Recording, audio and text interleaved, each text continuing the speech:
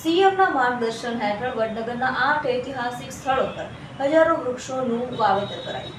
વડનગરના ઐતિહાસિક વારસાને હવે હરિયાળીનું કવચ મળી રહ્યું છે. મુખ્યમંત્રી ભૂપેન્દ્ર પટેલના માર્ગદર્શન હેઠળ ગુજરાત સરકાર અને હાર્ટફુલનેસ ઇન્સ્ટિટ્યૂટે સંયુક્તપણે વડનગરના 8 ઐતિહાસિક સ્થળો પર હજારો દુર્લભ વૃક્ષોનું વાવેતર કર્યું છે. આ અભિયાન ગ્રીન ગુજરાત, ગ્રીન ઇન્ડિયાના સંકલ્પને સિદ્ધ કરવાની દિશામાં એકદમ મક્કમ ડગલું છે. વિજ્ઞાન અને પ્રકૃતિના સમન્વયથી વડનગરની આબોહવા બદલવાનો આ પ્રયાસ એક નવી મિસાલ પેશ કરી રહ્યો છે. પર્યાવરણ જતનના આશયથી વડનગરમાં રાજ્ય સરકાર અને હાર્ટફુલનેસ ઇન્સ્ટિટ્યૂટ દ્વારા વ્યાપક વૃક્ષારોપણ હાથ ધરાયું છે. તોરણ હોટલ, લતેરી વાવ અને વિષ્ણુપુરી તળાવ જેવા ઐતિહાસિક વિસ્તારોમાં રુદ્રાક્ષ, મહોગની અને ગોલ્ડન બેમ્બુ જેવી દુર્લભ પ્રજાતિના વૃક્ષો ઉછેરવામાં આવી રહ્યા છે. આ વૃક્ષોના સર્વાંગી વિકાસ માટે ડ્રીપ ઇરિગેશન અને રેનગન જેવી આધુનિક પદ્ધતિઓનો ઉપયોગ કરવામાં આવ્યો છે.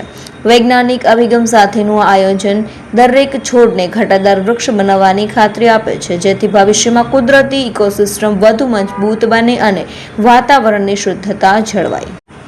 વડાપ્રધાનના એક પેડ માં કે નામ અભિયાનને સાર્થક કરતી આ પહેલ વડનગરને પર્યાવરણીય નવી ઓળખ આપી રહી છે. સરકાર અને સંસ્થાનો આ સહિયારો પ્રયાસ સાબિત કરે છે કે સામૂહિક શક્તિ દ્વારા જ પ્રકૃતિને પુનર્જીવિત કરી ગ્રીન ગુજરાતનું સ્વપ્ન સાકાર કરી શકાય છે.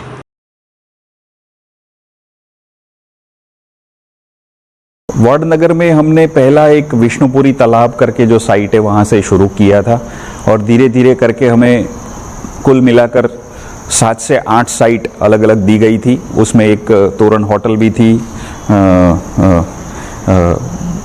विष्णुपुरी तालाब भी था, अंबाजी कोठा तालाब भी था, कीर्ति तोरण भी था. तो वहाँ पे हमने करीब 20,000 से 50,000 हमने पेड़ लगाए हैं ये सभी साइट को मिला के, और ये कार्य अभी अविरत चल रहा है जिसको हम मेंटेन कर रहे हैं.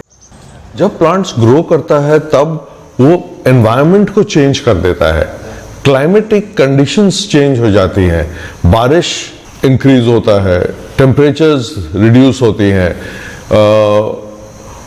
और वहाँ का वातावरण मतलब oxygen levels, underground water levels, ये सब चीज़ बदल जाती हैं.